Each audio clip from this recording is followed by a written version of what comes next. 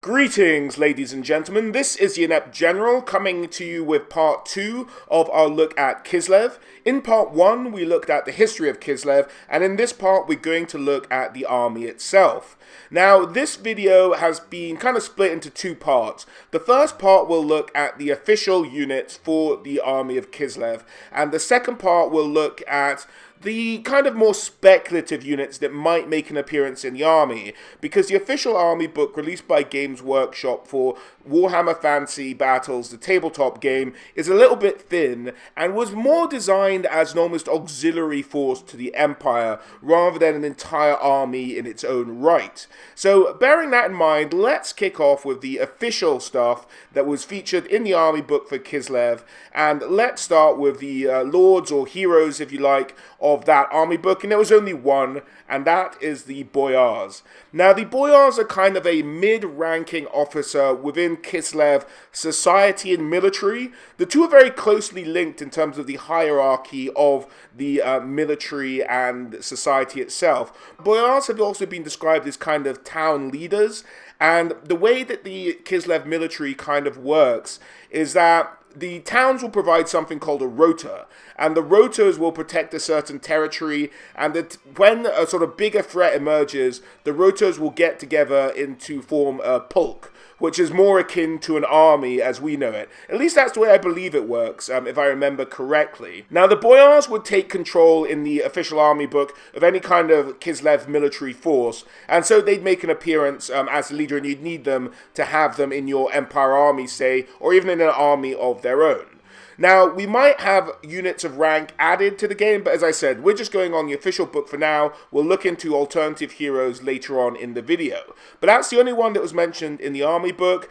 They came with Stubborn, which would essentially be a morale boost, probably something like Inspiring Presence in the Total War Warhammer game.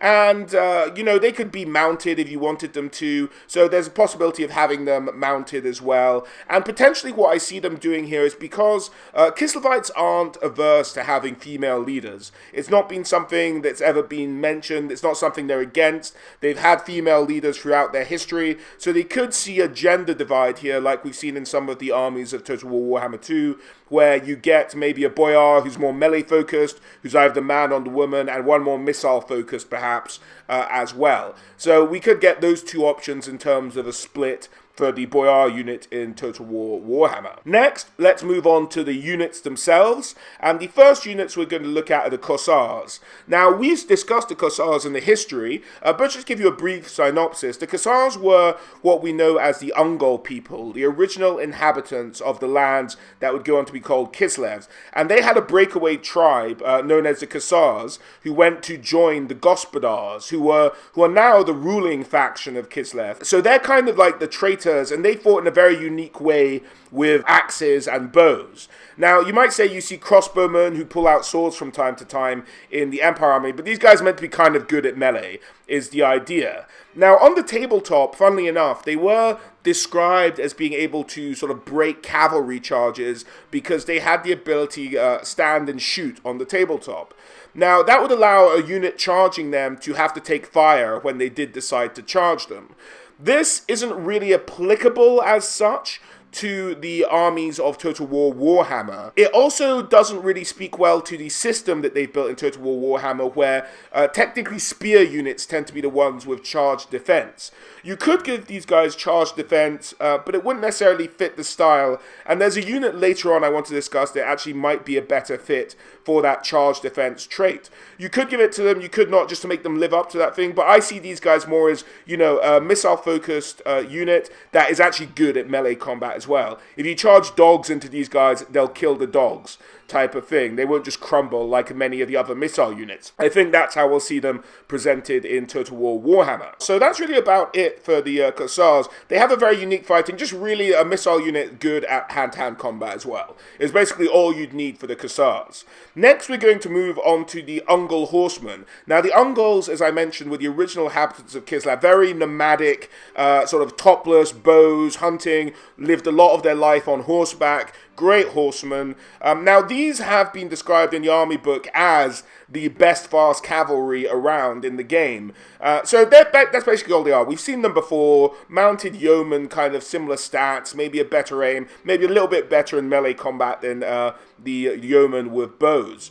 But that's about it, really. Not a lot to say about the Ungol Kossars. They're just kind of what they are. One aspect that I did like in the description of the army book for the Ungol Kossars is that it might actually work quite nicely in Total War Warhammer 3, is that they were described as running rings around their opponents. Now, I know this is probably just a turn of phrase, but we have seen that Creative Assembly can do formations, and there used to be a formation with cavalry archers where they'd be able to run around, basically providing constant fire upon the enemy and being able to run away at the same time, rather than just sort of firing behind their backs. It'd be cool if you maybe gave the Ungol Horse Archers that formation, where they're able to run in that circular ring while firing off arrows at a constant rate towards the enemy. That'd be a cool little addition, just to, you know, make them a little bit more distinguishable from other light cavalry. But we're probably not going to see that. But just an idea I had that I thought might look good on the game and distinguish them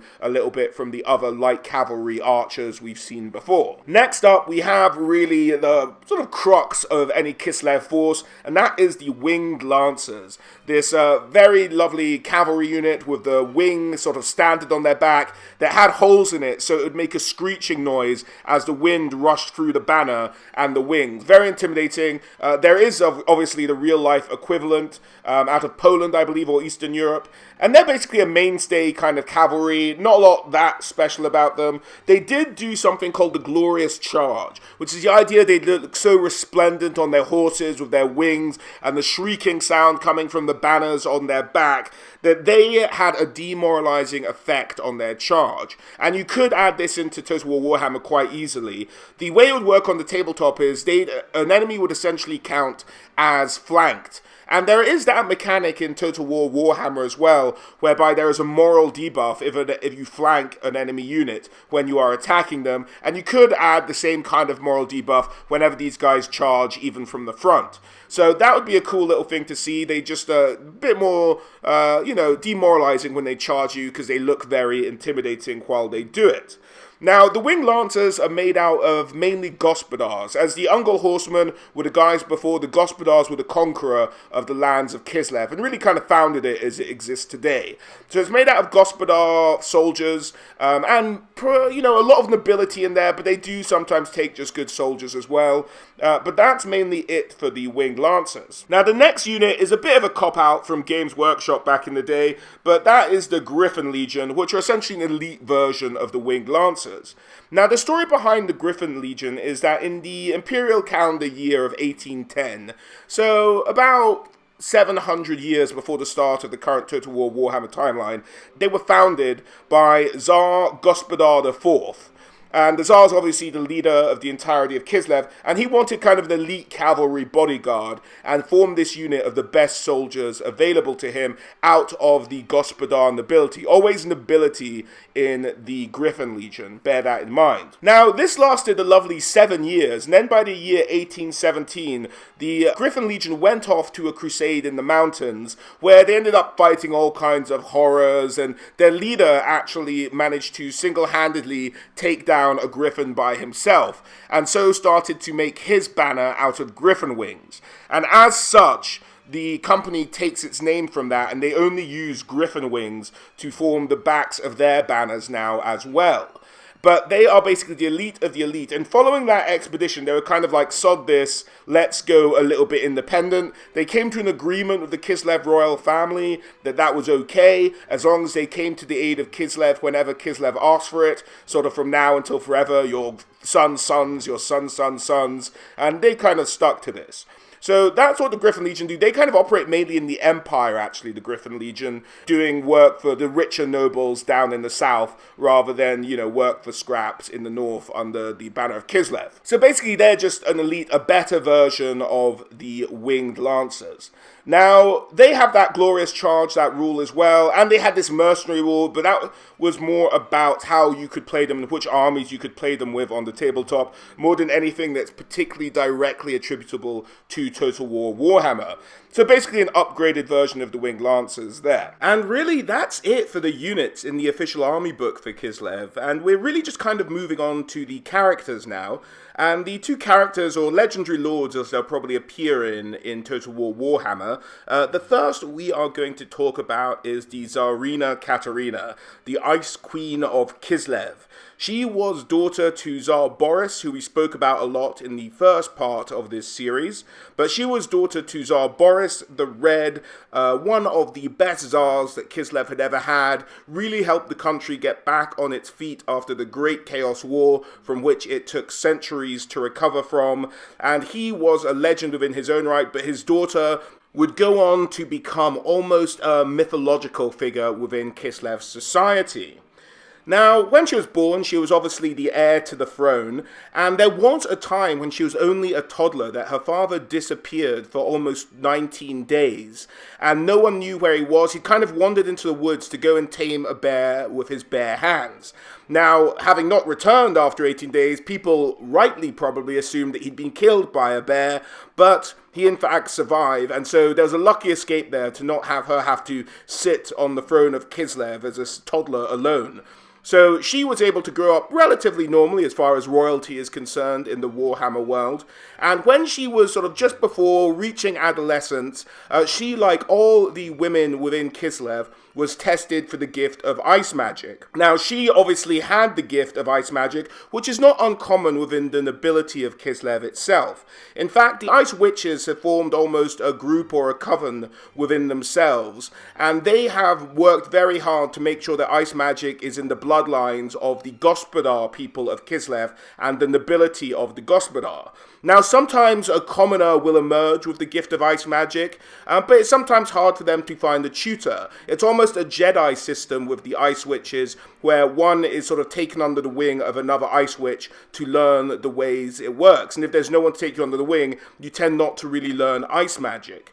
So that's kind of the way the Ice Witches work, and she rose up through the ranks of the Ice Witch Coven to become the most powerful Ice Witch in Kislev at the time. Now, on the death of her father, which was in the year 2517 of the Imperial calendar, so technically after the starting point of Total War Warhammer, she rose and took up the throne. Now, almost in an immediate show of her power and authority, she added an entirely new wing to the royal palace, raising it from the air itself, made completely of ice. It was huge and vastly outsized the other wings of the royal palace that existed.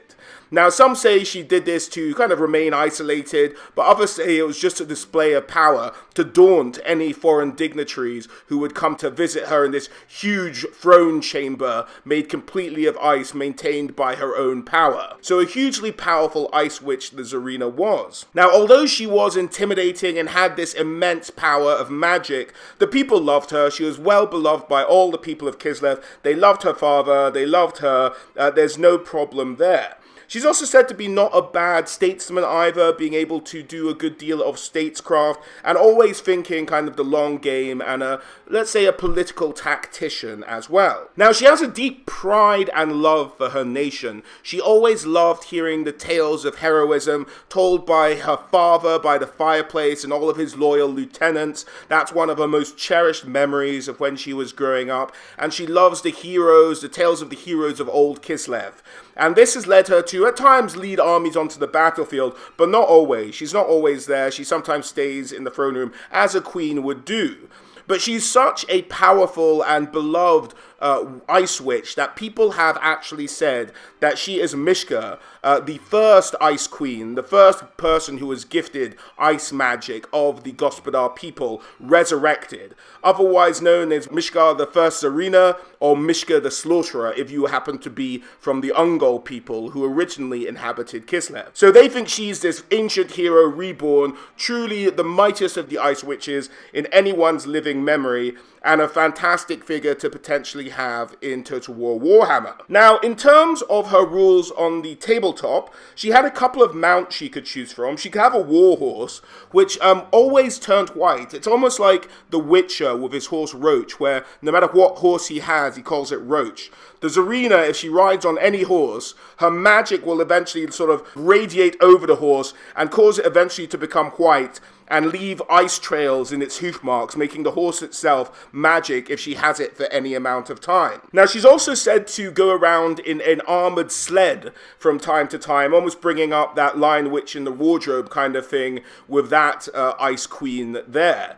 So the armored sled could be a potential second mount for her after the warhorse, and I think what you could do in Total War Warhammer in terms of her potential is give her a frost worm as well that they invented on the game for the Norskans, because that would fit very much the idea of her being able to ride an ice dragon, very fitting to the idea of the Ice Queen of Kislev. Now, in terms of her special rules, she had a special rule called Beloved by Kislev, the idea of embodying the love the people have for her, and this gave the Stubborn rule to units within 12 inches of her, basically a big moral buff to units around her, easily done in Total War Warhammer. We've seen that before, you could name it that'd be easily done. The next one is Protectors of the Ice Queen, and this is a rule that probably won't translate across. It'll probably translate as a buff for the Gryphon Legion. It's the idea that there are restrictions on Gryphon Legions you could bring in a Kislev army, the troops you could bring, and this kind of lifts that, but it'll just be a buff probably for the Gryphon Legion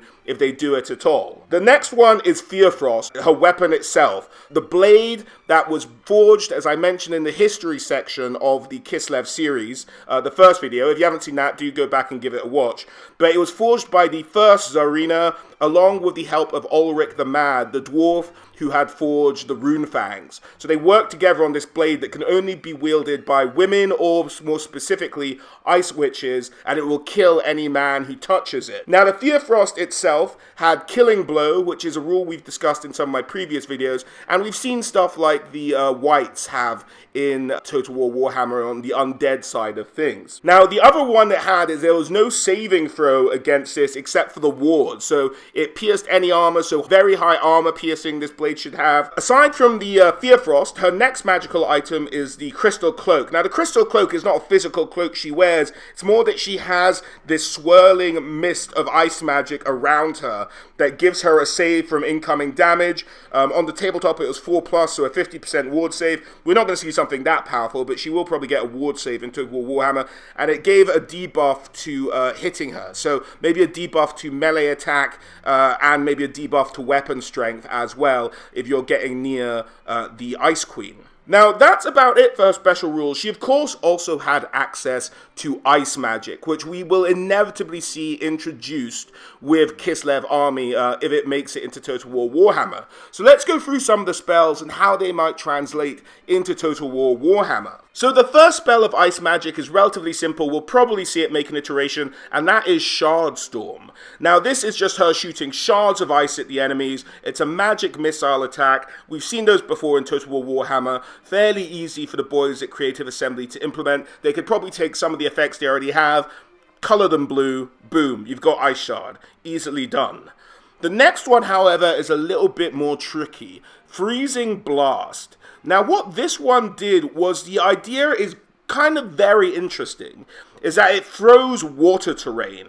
So if you were doing a river battle, you could freeze the river, and like the Chaos Army did to Kislev in the Great War, again, check out the history section if you haven't already, your army would be able to walk across the ice and attack around the sides. Now, we have had the reintroduction of river battles and the like in Total War Warhammer, so it would be great to see them implement this rule, but I will admit it's a bit more of a technical thing to do in terms of AI pathing and stuff like that, and for that reason, we probably won't see it. I'm sad to say, the cynic in me is like, we probably won't see this one directly translated. It might be turned into an explosion spell like Awakening of the Wood, something along those lines. But it'd be great to see an actual spell have a transformative effect on a map. Now, obviously, it would only be able to be used in specific situations, but if it were, it would be great to see, particularly from a campaign point of view. The next one is Form of the Frost Fiend. Now, this is where the caster turns into a massive ice creature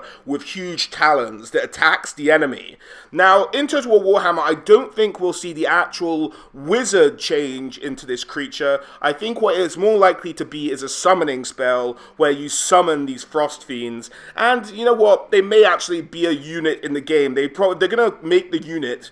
They probably won't just make it as a single summon for a single Law of Magic. They'll probably introduce it into the Kislev army itself, and, you know, maybe something of the size of Treekin, probably. But that's something that would do, so that's just my theory on that. If they're going to make it a thing that you can summon, they're probably going to make it a unit in the Kislev army. The next one is Invocation of the Ice Storm. Now, this is an area of effect spell. You could make this a vortex spell if you wanted to. It slows down the enemy and it does damage to them, as one might guess. Just an ice storm twirling around the map. I think we've seen similar stuff before. It wouldn't be that hard for them to implement. The next one is Midwinter's Kiss. Now, this is a breath attack. Again, something we've seen in the game so far. Add an ice effect to it. We've got it. It's done. The mechanics are already in the game. Easy enough to implement. The next one and last one is actually another trickier one.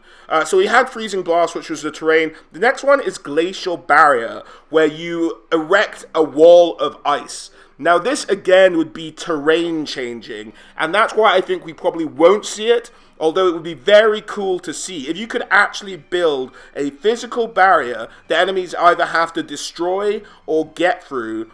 They have had similar mechanics in terms of barricades and stuff before in the Total War series, but we haven't seen it in Total War Warhammer so far, and that would be a very interesting thing to see. If you could just protect one of your flanks with a massive wall of ice, or pin the enemy in with a massive wall of ice, that would be a really fascinating and powerful spell for the game, and make Kislev a very interesting faction to play. But as I said, take a bit more work. Thus, my skepticism kicks in, and we probably might not get it in its original form. It might just be, again, another slowing spell of some kind where you see an effect on the ground and enemies who walk over it are slowed down.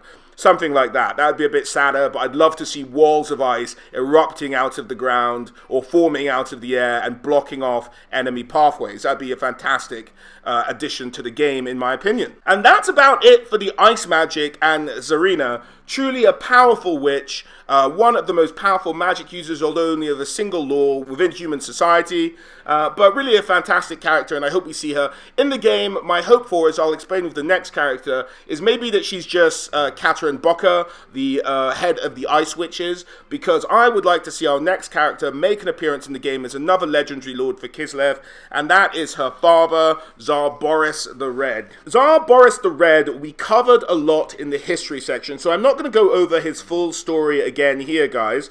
I'll just sort of give you a synopsis.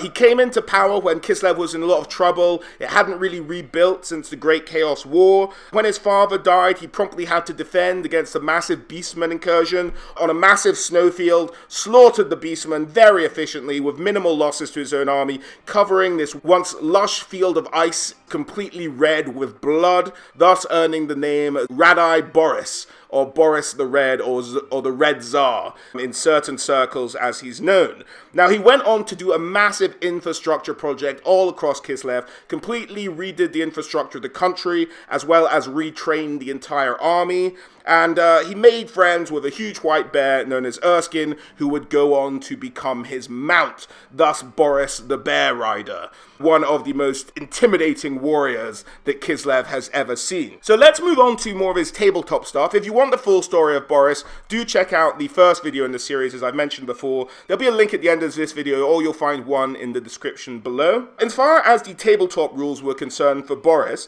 he had a rule known as Kin of the Bear God. Now, this was when, in his army, it's almost the idea of him, because he rose to become the high priest of the god Ursun, the bear god that the Kislevites worship above all others, particularly the Gospodar. Now, what this it's basically the idea of a blessing on a single unit or a few units at an extra point cost. Now, what we'll really probably see this implemented in Total War is with some heroes, we've seen them come with a banner in their armies in the campaign, and that's probably what we'll see with Boris as well, where he can assign it to a single unit. But what it would do on the tabletop was allow any units who were given this blessing of the bear god, this kin of the bear god ability, were given a charge bonus and they were given an additional attack.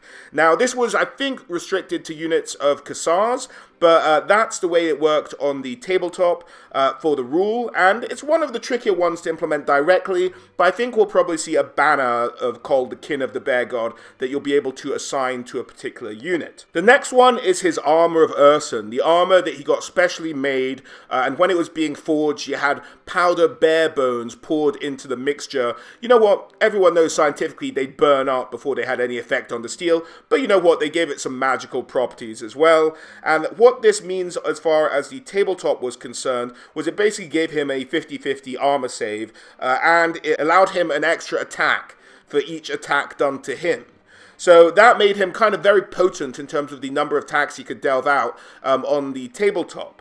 Now, the way this would probably be translated in Total War Warhammer is that you'd have a very high armor rating, so it'd give you a boost to that, but it would also cause the enemy perhaps damage within a certain radius of him, or it might work something like the Curse of the Mummy, as we've seen in the Tomb Kings, where maybe after he gets below a certain amount of health, it will do damage to units around him.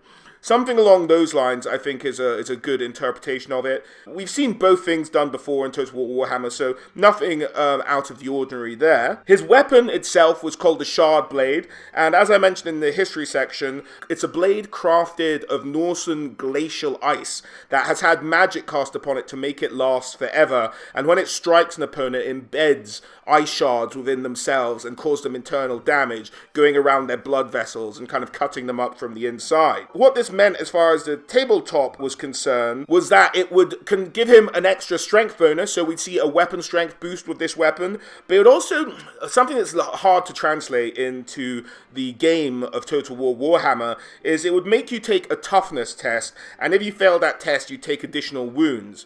Now, there's no real way to translate that directly into Total War Warhammer. What we're more likely to see is just basically a huge weapon strength buff, probably with magical damage as well, because of the way that the blade was formed out of ice and magic. We'll probably see a slowing effect, knowing that Creative Assembly does have a penchant for anything related to ice magic to have a slowing effect as well. So we'll probably see that out of his weapon as well. Just completely blind hypothesis, nothing in the tabletop leads me to believe that would be the case, but just on past historical stuff that Creative Assembly have done in terms of adapting the tabletop game. Now, as far as his bear, Erskine, it also had some very special rules. Really not that special, just kind of rules to give you some of its stats.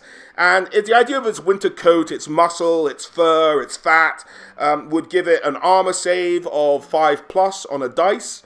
So, you know, he'd have armor save himself, but the mount and the rider aren't separated in Total War Warhammer yet. We might see that in 3 with some of the stuff we've been seeing coming out of 3 Kingdoms, but it's not something that happens yet. So not really that relevant. They'll probably have a shared stat line there.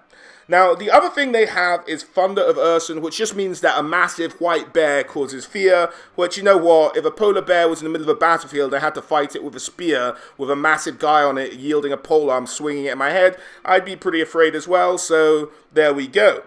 And the other one is Fury, and that's really basically that on the tabletop, the bear would always pursue. Now, the way we might see this play out in Total War Warhammer is simply that we would see the bear maybe lose control like the lizard men do sometimes. That's a possibility. I'm not sure if they're going to do that, but it's a possibility of the implementation of that rule. And that's really it for Boris there, guys.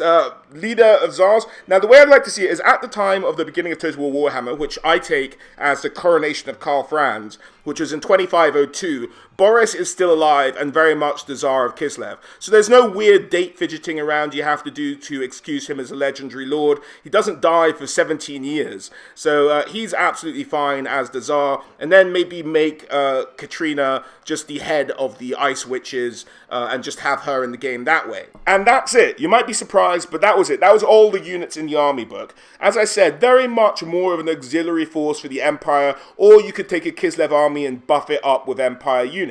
Now, Games Workshop always encouraged kind of filling in the gaps yourself with this army. Even in the army book, they had kind of optional armies with Kislev that would have crossbowmen in it, that would have swordsmen with shields in it, stuff like that. Just very typical army units from the Empire painted up to look like they were from Kislev. That's kind of how they rolled with it for a little while. It's kind of do what you want with army, a little bit of fun on the side rather than necessarily a fully filled out army by itself. Now, bearing that in mind, with it trying to keep its unique touch, as I believe they'll try to do in Total War Warhammer, let's go into the realm of speculation a little bit and talk about what possible army units there are from the wider Warhammer world that these guys might look to incorporate into the army to make it a fully fledged army in Total War Warhammer. So the Creative Assembly guys will probably look at a few major sources here. Now, some of the major sources are the Warhammer RPG. Now, Games Workshop tended to ship this out to other companies, but for the most part, it is considered lore until Games Workshop overwrite it in any of their army books or something else, they say. But the RPG information might be relevant to them. They did also have a game called War Master, which took the tabletop fantasy game and tried to make it much grander scale. And so they introduced, you know, in retrospect now, fairly ugly little models that did have some units in it from Kislev that were not featured in that official army book. And the other one is a kind of offshoot magazine from White Dwarf called Citadel Journal that featured a Kislev army, I believe before the army book was released officially. That was a fan-made one. Now, the fan made such a good army that I think they actually ended up giving him a job at White Dwarf. But at the time, it was a fan submission. So still pretty much an unofficial army book there, just a fan-made army that they were running with. Now, they used some of the ideas from that, I believe. Maybe he was using some of the ideas from the RPG. But basically, we have this kind of hodgepodge. And I'll try and tell you where I've sourced most of what I think might make it into the game through Creative Assembly.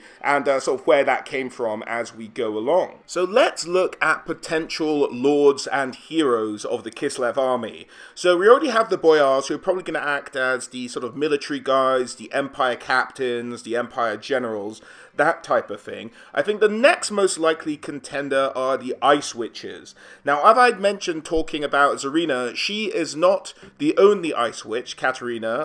There are many others, and there's in fact a society of them. Now, what the Ice Witches do, as I previously mentioned, are looking to get as many Ice Witches in positions of leadership around Kislev as they can. Now, it's not, I don't think, in terms of a nefarious scheme to take over the kingdom as such. It's more that they like being in positions of power so they can maintain the power they already have over the kingdom.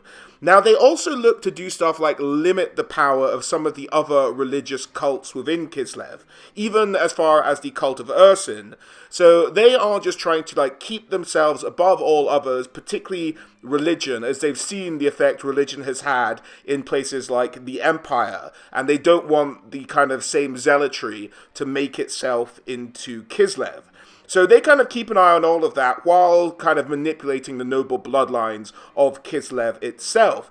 But on the whole, there are multitudes of witches, and as I mentioned, all young girls in Kislev are tested for the most part. It's much more common amongst nobles to have the ability to wield ice magic than it is amongst commoners, and they kind of operate on this apprentice witch level of doing things. So you could have access to both ice witches and ice apprentices as perhaps the generals and the heroes of the army. And like Tzarina, as I mentioned, you could have them have a multitude of mounts, including the horse, going to the armored sled.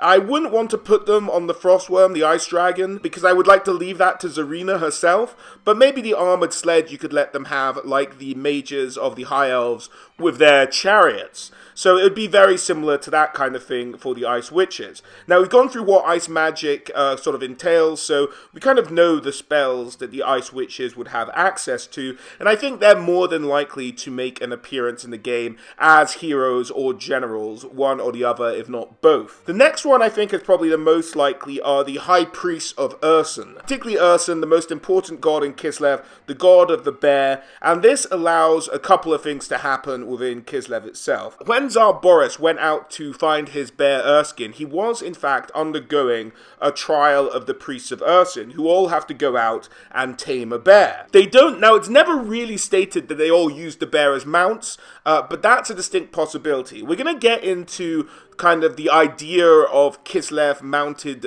bear cavalry a little bit later, but that's a possibility for the Priests of Ursun to have. They'd operate in very similar ways to the Priests of the Empire, and in the role-playing game, Priests of Ursun could actually be a character you could pick and had their own lore, kind of like the prayers of the Priests of Sigmar.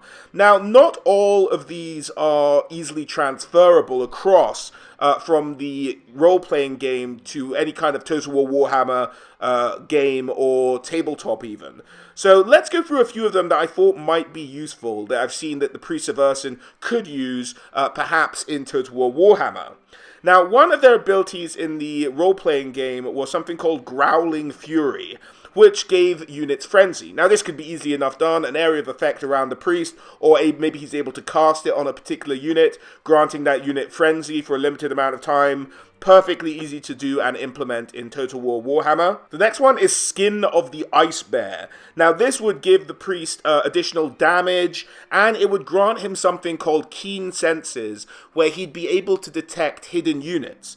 Now, what you could do in Total War Warhammer is give him increased damage output, but also maybe give him quite a wide radius to detect hidden troops, such as the units with Stalk. Now, it'd have to be quite big to make an impact on the battlefield, or perhaps you just keep Skin of the Ice Bear and maybe delve out a different prayer called Senses of the Ice Bear, whereby it reveals all of the Stalk units for, say, 10 seconds on the map, and then they disappear again. Just so a player can get an idea, perhaps even at the beginning of a battle, where Stalk units are, and they've burnt this prayer to do it. I think it could be a really interesting aspect, and very much distinguish them from something like the Priests of Sigmar in the Empire as an ability to have. I think that has a lot of potential. The next one is Unyielding Ursun, which makes a unit or the priest himself have no fear and becomes unbreakable. So, you know, that's kind of like Crown of Command, as we've already seen in the game. If you made that an ability of the priest, that could be pretty powerful in the right scenario. So I think that's one that could easily translate across. Another one is Ursun Strength, which could be a radius weapon strength boost. In the game, it was just, boosting the strength of the priest character itself. Winter's Sleep, the ability to cause a unit or units to slow or even stop them in their tracks, could be a potential one that the Priests of Ursun could have as well. And Father Bear is the ability to talk or to charm spirits in the role-playing game. Now, what this could do is perhaps do damage to spirits, but that's very specific as far as Total War is concerned. Maybe it would summon spirits, maybe it could summon some ethereal units of Kislev heroes to help fight on the side, or even summon the spirits of bears to help fight on the side, and summon the ethereal bears could be a fairly daunting thing to have to deal with. So all of those are possibilities. I think the most likely we're going to see in any kind of Priest of Ursun, which makes a lot of sense, particularly maybe more as a hero than as a general type, but definitely I think could make an appearance in the game. Moving on from the Priest of Ursun, we're getting into probably the less likelier things here. And the first one of those is something called the Hag Mother, and the hero version of the Hag Mother would be something called the Wise Woman. Now, the idea between the hag mother and the wise woman is that these are very much the matriarchs of Ungol society. Now, as I mentioned previously in the history one and slightly earlier in this video, the Gospodars are the invaders who went on to found Kislev and rule it, really. They're kind of the ruling class of Kislev. The Ungols were the tribe that lived there previously and are a bit more nomadic in the way they live, and one could say a bit more primitive, not as forward-thinking maybe. And their society revolves around these hag mothers as kind of elders of a village or a town, and they get a lot of credit, and they also have some abilities. These abilities all revolve around the idea of being able to commune with the spirits, being able to summon spirits, being able to banish spirits, but they come at a terrible price. They come at the price of one's youth, the use of these powers. Now, there is potential for Creative Assembly to do something very interesting here, because the abilities of the hag mothers or the wise women is not based on the winds of magic. It's untied to that. So what could be fascinating is an actual magic lore where these women get abilities, perhaps with limited uses in each battle, but each ability takes off a certain amount of health even, maybe. And so you have to actually sit there and calculate what abilities you can do without killing or rendering very vulnerable your hag mother to enemy fire.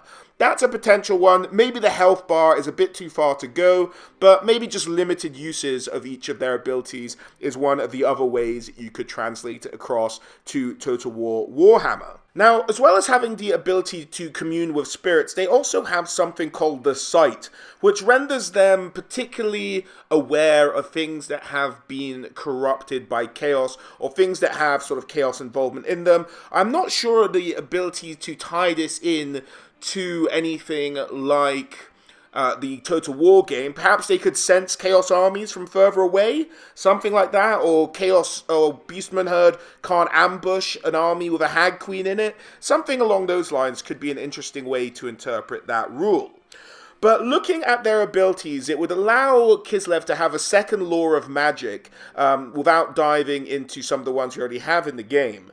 Now, looking at some of the spells, this is mostly from the role-playing game again, like the Preist Ursun. There are some that can translate across, and some that really are a bit too specific or don't translate across as easily. The first one is an easy one to do, which is called Cleanse Body, and the idea of this is a bit silly, but it would basically be a heal spell. The idea in the game was that you had to eat fish guts, raw fish guts, and if you took a test against one of your stats, I think it was toughness, you'd heal from it. Now, there's no real way of doing this in Total War Warhammer, so you just have to pretend that all the army you put on the spell to, all had a handful of fish guts in their pocket, ate it, and all got healed a little bit better. But there's a potential healing spell there. Another one is Banish Spirit. Now, I think this one's a bit too specific to get into, but it would allow you to basically get rid of ethereal units or spirits on the role-playing game. Now, a spell that allowed you just to banish a unit of spirits, or maybe just do huge damage to a unit of ethereals, is maybe a bit too specific, particularly if you go against armies that just don't have ethereal units. So I don't think that will maybe be included in the game. The form of the Ancient Widow is looking at taking the form of a huge 8-foot-high, grey-haired woman monstrosity with glowing eyes and rusted metal for teeth. It sounds horrendous, with iron claws as well. Sounds like a horrendous monster that these guys can turn into. Not dissimilar to the ice magic being able to turn into a massive ice monster as well. But that's an ability that they could probably have, and I would like to see them actually change into it, almost like a druid from Dungeons & Dragons. You're able to just morph into the creature itself. That would be a fun spell to perhaps have. The others are not as specific. A lot of stuff against spirits, a lot of stuff potentially against the ethereal units, and they do have one called Summon Spirit, which would allow you, even in the role-playing game, to summon things like dryads. So that's a complete possibility, a dryad summoning spell as well for the wise women. But really, Creative Assembly would have to be a bit creative, shall we say, and coming up with some of the spells for the hags or the wise women. But it would be nice to have a different lore of magic in there for Kislev to use. Now, the next one I'm going to talk about is less like unlikely, but I think could be included because it would add a very interesting mechanic. And probably the last video in this series will be me hypothesizing on the kinds of mechanics we can expect to be introduced with any Kislev army. And that is the leader or hero of the ambassador. Now, Kislev relies heavily on alliances. Really, as soon as any major threat turns up, they really need help. So the Empire has to come, or the dwarves have to come, or somebody has to come to help them out. And as we've seen from their army book itself, there's a lot of holes in there that need filled by allies. So the thing is, the ambassador could play a pivotal role in building these alliances, maintaining alliances, perhaps even having a mechanic that I'll get into a little bit later of allowing factions to gift you units as such. So that could be a fun little way, and this ambassador would be key to that mechanic. But that's the only reason I'm including it in this list, is because he plays into a very heavy element of Kislev itself, being reliant on allies when stuff gets really tough. But Kislev, much like a good referee, when it's doing its job, no one really notices it, but when it's in trouble, you need to send help. So that's the way that I think the ambassador would work for them. And that's really it for the Lords and Heroes I think might make an appearance. We've got the Ice Witches, I think are guaranteed, the Preist Ursun, a little bit iffier, the Hag Mothers, Wise Women, very iffy, and then the ambassadors maybe just for lore mechanics I think could be included as well. So moving on from the Lords and Heroes, let's go on to the units themselves. And the first unit we're going to talk about are the Streltsi. I know I'm saying that wrong, but you know what, that's my best guess. Now I think these guys are definitely going to make an appearance in the Total War Warhammer game.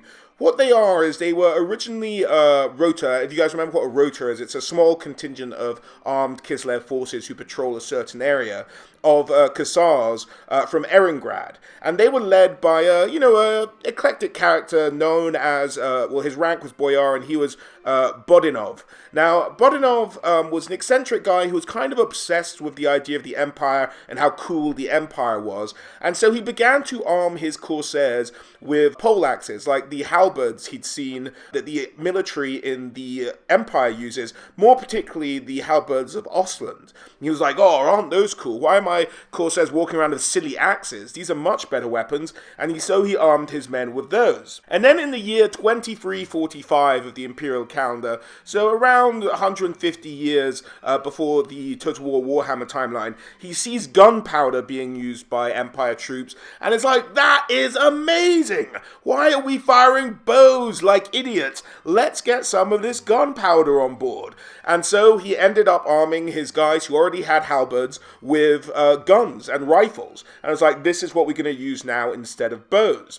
And as such, they became a halberd rifle-wielding bunch of Kossars. Now, we can imagine through the lore and through some of the history, we know, for example, that Boris the Red brought in a lot of gunpowder to Kislev, and we can say that he maybe took the idea from this 150-year-old regiment and maybe spread it around the army a little bit more, making the Streltsi a bit more of a common occurrence. So these would be a unit of Kossars who are already good at melee and fire bows, be armed with halberds and fire rifles. So you've got armor-piercing halberds, you've got anti-large, you've got charge defense, and you've got them firing arming-piercing gunshot in the front row. So I think these guys would just make a lot of sense in the Kislev army. They fill a very big gap in the Kislev army as far as the Total War rules seem to be concerned about spearmen and where anti-large stuff might come in. So the Streltsi, great unit, would fit in very nicely with any Kislev army, and they kind of go off the back, an evolution of the Kossars, perhaps an upgraded unit for that. And it sticks with the idea of the Kossars being charge-breaking units, which I mentioned much earlier in this video. So I think they'll definitely make an appearance. Now, they have featured in a couple of places. They featured in both the role-playing game and in that fan-made army in Citadel Journal. So 2 sources pulled from there. So I think, there's enough credit to think that these guys might make an appearance in the game. The next unit up are the Kreml Guard, or as would later become known, the Palace Guard. These guys have made an appearance in the fiction, I believe, a couple of times, as maybe Palace Guard rather than Kreml Guard, and they made an appearance in that Citadel Journal fan-made army as well. These are basically armored, probably great weapon wielding guard. They would probably have halberds, but we'll probably see a sword and shield version of these guys as well, if not a great sword version of these guys. They are basically just the elite heavy infantry of Kislev. They will probably have a couple of variants, but it's a good excuse to have the army of Kislev have some kind of heavy infantry, something that can make up the ranks, and that would probably be the Kreml or the Palace Guard, as we've seen here. Now we're moving on to a bit more of a controversial area, not controversial, much debated, shall we say, area of Kislev, and let's start to talk about bears in the Kislev army. The first unit we're going to talk about here is bears themselves. You know, a wild bear, no one on its back, and these were in fact units in the War Master game, which, if you remember, I mentioned was the built-out kind of large-scale fantasy battle game, and so they were given as official units in there. And on some of the bears, there were riders, it seems. I think in the original models, I'm not 100% sure, but I think the idea is that these were more herders, bear herders. So they'd herd the bears in the direction of the enemy, and they'd ride upon the bears, you know, just to keep up, rather than mounted bearmen themselves. Now, these guys would just ride into battle, and that is a unit I think we could see. Much like we've seen sort of the wild versions of animals without riders on them in the Lizardmen army, and in some of the other armies, we may see just bears who are tamed for Kislev and then just attack. Now, the Preist of Ursun tame bears, and there's many bear taming stories around Kislev, so the idea of bears tamed enough to charge at enemies is an okay idea, and I think could make an appearance and probably would be fine to make an appearance. So moving on from the tame bears, let's get on to the real issue, the thing that people are most excited about, but I don't believe was ever an official unit in the Kislev army, and that is the idea of bear cavalry. Now, in the Citadel Journal army, I've mentioned a couple of times before, there was a unit known as the Sons of Ursun who were listed as a bear riding army. But they never made it into the official army book, and although the Tzar Boris himself rides a bear, it's never really discussed about who else rode bears in Kislev society. Now, there's enough stuff in the lore of Kislev to suggest that other humans could ride bears. The Preist of Ursun would go out and tame bears, and if they tamed a bear, and if Tsar Boris could ride a bear, why didn't the others? Well, Tsar Boris never really tamed his bear. The idea was that they became mates over saving each other's lives. I think that's more of the idea. So maybe everyone else doesn't ride bears. But I think it's become such an iconic thing in the years leading up in the post sort of fancy battle years that I think Creative Assembly will just get a lot of grief if they don't include the bears. And you know what? Kislev does have a hole in there. It could use some monstrous cavalry, and so the bears would fill a pretty nice gap in the army. So I think we are likely to see bear cavalry in any Kislev army that Creative Assembly makes. There's enough reasons to do it, although it was never officially a thing. So that is fine by me, bear cavalry, and I'm looking forward to seeing them. Now, whether this is made up of Priests of Ursun or just a unit of bear cavalry trained by themselves, I don't know, but I think it'll be fun to see bears charging down. Obviously a monstrous charge, maybe a bit slower, maybe about the speed of boar riders or something like that, but that'll be fun to see bear cavalry in the game, and they become such an iconic thing for Kislev, almost like despite itself, that I think you'd have to put them into an army. The next one we have is another unit from the War Master game that was an official unit, which is just Axemen. Now, on the game itself, they just look like Kossars without the bows. That's what they look like, but you could do something different with them if Creative Assembly got their hands on them. You could give them double axes, make them a bit more of a frenzying unit, one of those units that just are good against non-armored infantry, and just cut them down real nice and quick. So that's a potential for the Axemen, or you could make them really bare basic infantry, like your first level, almost the equivalent of a peasant mob in Bretonnia. You could go either direction with the Axemen. Likewise, the bowmen. Kind of a dumbed down version maybe of the Kossars, maybe the first tier version of them, just with bows and not very good in melee, with maybe hatchets instead of real axes or something like that. You could play around with that idea of them being a bit more basic than your typical bowman. So those were both units in the War Master game that weren't in the official book. They kind of just combined the two into Kossars and made that the thing. The next unit we're going to talk about is a unit I'm taking from the role-playing game of Warhammer, and that is the idea of the Ice Maidens. Now, you could play around with this notion of the Ice Witches a little bit and make it that the Ice Maidens are perhaps the untrained people who had an affinity with ice magic but never learned its full intricacies, and so you can put them in a regiment that just fire magic projectiles. And I think that could work really well. You could either put them on horses or have them grounded, but a magic projectile unit with maybe a very low arc of fire, maybe much like more like a gunpowder weapon than a bow or anything like that, could be a very cool unit to include in the game, and I think would fill a very good niche in the Kislev army as a whole. Just these ice maidens who are armed with perhaps a blade made of ice, so can handle themselves okay in melee, but do a lot of projectile magic damage, I think could be a cool unit to include. Moving on from the Ice Maidens, who made an appearance in the role-playing game, we're going back to the War Master game roster here for something called the War Wagon. Now, the War Wagon is an old Empire army unit. The idea just being it's an armored wagon with armored horses pulling it along, with a whole bunch of guys with rifles in the back shooting out of it, maybe a couple of guys with halberds in there poking guys in the top of the head as they go along and charge into combat. Now, I like the idea of the Kislev army having this, almost like it kind of fell out of fashion in the Empire, and the Kislev guys just kept going with the idea of a war wagon that gets pulled along and guys fire rifles out of it. This was a unit, as I said, in the War Master game, and could be a great implementation in Total War Warhammer. They would have a strong charge, do some good charging damage, almost like a chariot, and then just continuous rifle fire, armor-piercing rifle fire coming out of the thing as well. You could also maybe use it as a platform for some artillery if you wanted, kind of small cannons or something like that. That would be a cool use of the War Wagon as well. Now, on the topic of artillery, let's talk about one of the only sort of artilleries just designated to the Kislev army, and that is the Urugan Canon. Now, the idea of this was in the Citadel Journal fan-made army that I've spoken about a couple of times, but it was a multi-shot cannon pulled around by horses, and they've done this kind of thing in Napoleon before. They have the animations for it, so I think that could be a cool little setup for the Urugan Canon for Kislev. Just this kind of little cannon can do some damage if people get close, but maybe Kislev is missing some long-range artillery, or you could just give them the mortar and the cannon from the Empire army. It wouldn't really make much of a difference. You could equally excuse that. There's no reason they wouldn't have those cannons as well. So those would be the artillery options for it, and that's really about it. I did mention earlier in the video that I think if they modeled the Frost Fiends that the Ice Witches can summon in,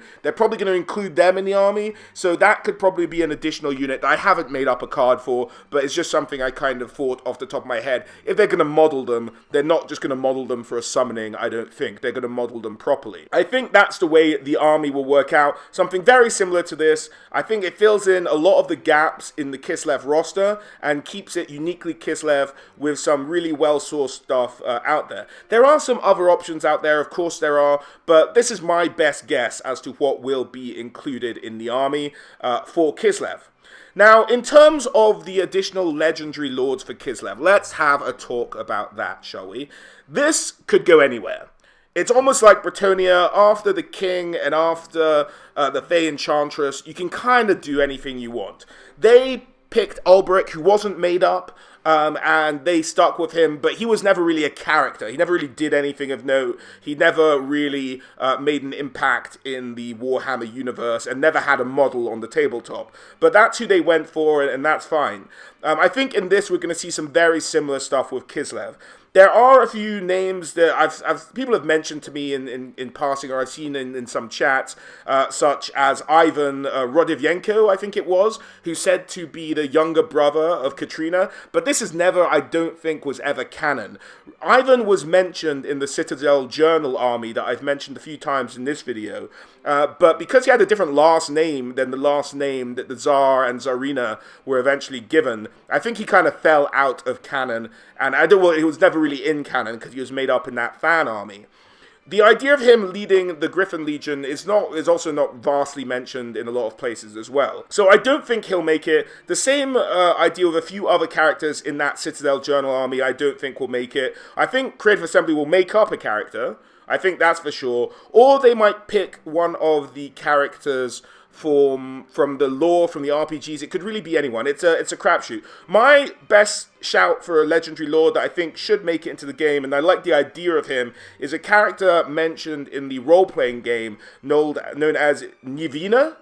And he or she, I think it's a he, if I remember correctly, was an Ungol, kind of like an Ungol horse archer guy. And he was leading a massive rota of Ungols in the north, fighting chaos, has really made a name for himself. So much so that the Tzarina tried to give him a rank, a Gospodar rank, to try and ingratiate him into kind of the central system of the Gospodar government. And he was like, no thanks, I'll turn that down. And the idea in the role-playing is that he might be a pivot point for an eventual rebellion against the Gospodars from the Ungols that are kind of growing a little bit unhappy because they're put upon people.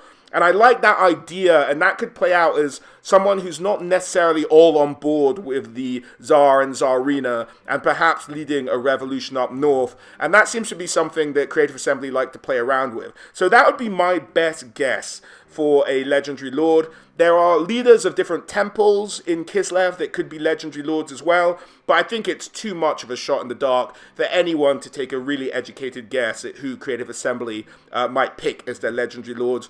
So we're not going to discuss it in too much detail, but there are a good number of choices out there, and there is enough leeway in the lore for them just to make somebody up as well. And that really kind of does it for our video, guys. I hope you enjoyed that look at what I think the army of Kislev will be made up of in Total War Warhammer 3, and let me know what you guys think in the comments below. But really, as always, guys, thank you all for watching, and I hope to catch you all on the next one. Alright, guys, bye.